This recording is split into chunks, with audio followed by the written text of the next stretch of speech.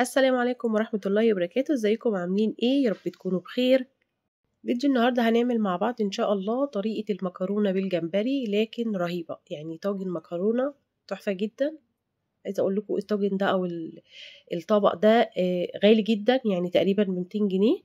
نعمله مع بعض ان شاء الله. هنعمل 6 اطباق بكيلو من الجمبري. طاجن مكرونة بجد عظمة عظمة، يعني مفيش ولا افضل ولا احلى ولا طبعا انضف من كده. يلا بينا على طول ندخل على المكونات. قبل ما نبدأ يلا نسمي الله ونصلي على الرسول. اللهم صل وسلم وبارك على سيدنا محمد. ونبدأ كده ان شاء الله. حل على النار ونغلي المية علشان نبدأ نسلق المكرونة. اول حاجة حطيت كده شوية من الملح، طبعا الملح على حسب الكمية اللي انت هتعمليها. انا هنا عاملة كمية حلوة يعني من المكرونة حوالي كيلو. حطيت شوية كده من الزيت، والزيت مهم في طريقة المكرونة دي، لكن المكرونة طبعا بالصوص الأحمر أنا مش بحط زيت.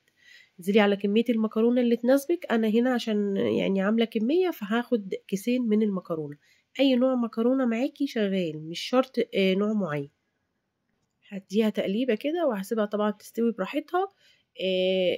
النوع بتاع المكرونة دي طبعا بيبقى حلو قوي لو عندك مكرونة شريط، بتبقى جميلة قوي، أحلى كمان من الأقلام. فخلاص كده يلا بينا نشوف الجمبري معانا.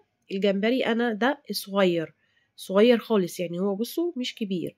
وبجد انا بحبه جدا في موضوع طواجن بقى، لو هتعملي طاجن مكرونة طاجن سي فود انا بحب الحجم ده. وده طبعا جمبري بلدي نضف ومغسول كويس قوي. وانا يعني بوريكم منطقة الظهر اللي هو الخيط الرملي اللي بيبقى في الظهر، انا بشيله حتى لو كان الجمبري صغير.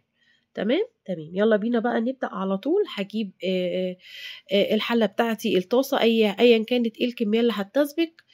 هنزل شوية كده بشوية من زيت الذرة، وهاخد حوالي معلقة مليانة من توم المفروم. انا التوم ده مفرزاه فعلشان كده نازل قطع. انا مش هحمر التوم، انا يا دوبك اول ما يبدأ كده اشم ريحة التوم هبدأ انزل على طول بالجمبري. طبعا هو مغسول زي ما اتفقنا، وكمان مصفياه من مية، مش عايزة فيه مية خالص.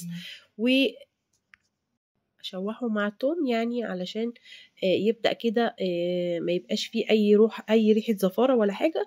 الكمية زي ما اتفقنا دي حوالي كيلو من الجمبري صغير بلدي. اي نعم عذبني في ان انا انضفه واخليه بالمنظر ده، بس بجد بجد يعني في النهاية ليه يعني الطعم بجد في الطاجن كان يستحق التعب بجد بتاع تنظيف الجمبري. هنا بديله تقليبة كده. انا الجمبري معلية النار عشان مش عايزاه يفقد المية بتاعته ويبقى قاسي معايا. طبعا احنا عارفين ان يعني مدة طهي الجمبري عموما ما بتاخدش اكتر من 3-4 دقايق. تمام. بالنسبة للتوابل اللي انا هضيفها هنا، انا مش بحب يعني اضيف توابل كتير. يعني انا هنا هضيف حوالي نص معلقة صغيرة من الملح، وحطيت رشة من الكمون ورشة من الفلفل الاسود.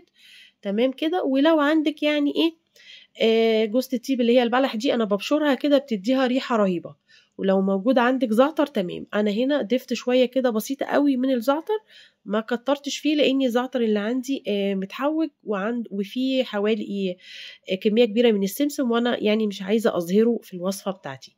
عايزة اقول لكم كانت الريحة رهيبة وانا بقلبه هنا خلاص تقريبا خلاص الجمبري بتاعي اتشوح. انا مش بسويه، هو تقريبا ما اخدش اكتر من 2-3 دقايق وكان تمام. هشيله بقى من نفس المكان كده بالظبط، هصفيه وفي نفس الحله اللي انا شغاله بيها هعمل البشاميل او الصوص بتاعه في نفس المكان. ضفت معلقتين كبار كده من السمنه بتاعتي، وهبدأ بقى اعمل طريقة البشاميل العادية بتاعتنا، بس فيها ايه، فيها اختلاف طبعا ونكهات مختلفة. ان انا هنا مكانها طبعا الجمبري فليها ريحة رهيبة بجد يعني. هنزل بمعلقة كده مليانة هرمية كده كبيرة، علشان انا مش عايزة الصوص بتاعي تقيل، انا عايزاه كده يبقى جوسي كده. قلبتها تقليبة كويسة مع الخلطة بتاعتي دي. وهنزل بردك بشوية من الفلفل الأسود، رشة من جوز الطيب، وكمان رشة من الملح. يعني هتبلها بالتتبيلة بتاعتي العادية، وما بجا يعني ما بأفورش في موضوع التوابل. خلوا يا جماعة كل حاجة تاخد الطعم بتاعها والنكهة بتاعتها. تمام. هنا خلاص انا ما حمرتش الدقيق خالص، انا اديته تشويحه بس مع السمنه، ونزلت عليه باللبن بتاعي. كميه اللبن قد ايه على حسب طبعا انت هتعملي قد ايه. يعني انا هنا دلوقتي اخدت معلقه كبيره بمعدل معلقتين طعام من الدقيق، نزلت عليها بحوالي 1.5 لتر من اللبن. مع الغليان هيبقى معايا تقيل، ويعني مش تقيل قوي، حلو. وكمان انا في حاجه هنا هتشوفوها معايا، هضيف الكريمه اللي هي الجبنه الكريمي. اي نوع جبنه عندك، اي نوع جبنه كريمي، عايزه جبنه مثلثات، عايزه جبنه كيري، طبعا هنستبعد طبعا المقاطعه. فانا عندي اللي هي الجبنه الكريمي اللي هي في العلب الصغيره دي، بتبقى جميله قوي. دومتي منزله جبنه رهيبه بجد، يعني حلوه قوي. فاخدت منها حوالي 3 معالق كبار هرميين كده، ودول بيودوا الصوص بتاعي في حته تانية خالص. هنا بفضل الجبنة الكريمي أو أي نوع جبنة مثلثات. أفضل إن أنا أحط موتزاريلا. الحقيقة أنا الموتزاريلا هتشوفوها هحطها فين، لكن ما بحبش أحطها في الصوص نفسه. في ناس بتفضل كده، لكن أنا بفضلها بجد فوق وش الطاجن نفسه، يعني بتدي ريحة وقوام رهيب بجد يعني، وطعم طبعا زي ما انتوا عارفين. هقلب الصوص بتاعي لحد ما يديني السمك اللي انا عايزاه، وكده خلاص هسيبه طبعا على جنب، ونبدأ بقى نطبق بقى الطبق بتاعنا ونحضره ونظبطه كده. وبجد بجد الطبق ده او الطاجن ده هيعجبكم جدا لو عملتوه. خلاص كده المكرونة بتاعتي اتسلقت، صفيتها من المية بتاعتها، وهنزل عليها بالجمبري طبعا بعد ما خلاص اتشوح، وجزء كده من البشاميل او من الصوص بتاعي. يعني ممكن نقوله حوالي نص الكمية حطيتها مع المكرونة وقلبتها التقليبة اللي انتوا شايفينها كده، وهنزل عليها طبعا بالجمبري بتاعي، وهقلبه كله على بعضه. انا ما بحبش ليه اعمل طبقات، يعني طبقة مكرونة كده زي ما بنعمل البشاميل او مكرونة العادية البشاميل باللحمة. بحب كده اقلبه كله مع بعض، وكمان هضيف جزئية منه فوق الوش علشان تاكلي الطاجن تبقي بتستمتعي بطعم الجمبري، ويبقى كمان افضل كتير من بره. عمرك ما هتجيبيه في الكمية اللي انت عاملاها في البيت من الجمبري، هيبقى كميات قليلة جدا.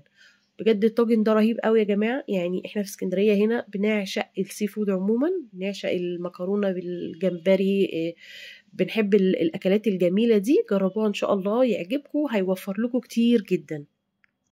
بعد اضافة المكرونة هاخد بقى زي ما انتوا شايفين كده حبة من الجمبري احطهم فوق الوش، وخلصت الطواجن بنفس الشكل اللي انتوا شايفينه. انا هنا عاملة ما شاء الله كمية طواجن كتير بحاجات قليلة قوي. طبعا لو هتشتري عشان عندك 3-4 أولاد وتجيبي لك 4-5 طواجن كده من بره، فانت في الحالة دي عايزة قرض يعني علشان تقدري توفي الولاد.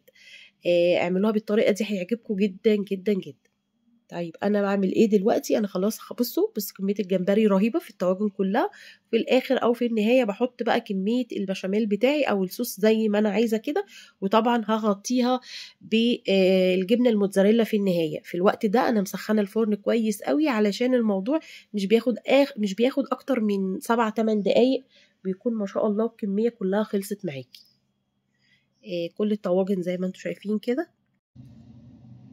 كل كمية الصوص انا خلصت الصوص كله طبعا على الطواجن. وفي الاخر طبعا هديها بقى رشة الموتزاريلا، وكتري طبعا من الموتزاريلا بتديها يعني شكل حلو، وفي نفس الوقت طعم جميل، بتبقى حلوة جدا. لو استمريتي معايا لحد دلوقتي ما تنسيش تضغطي لايك. يلا حطي بقى موتزاريلا على قد ما تقدري.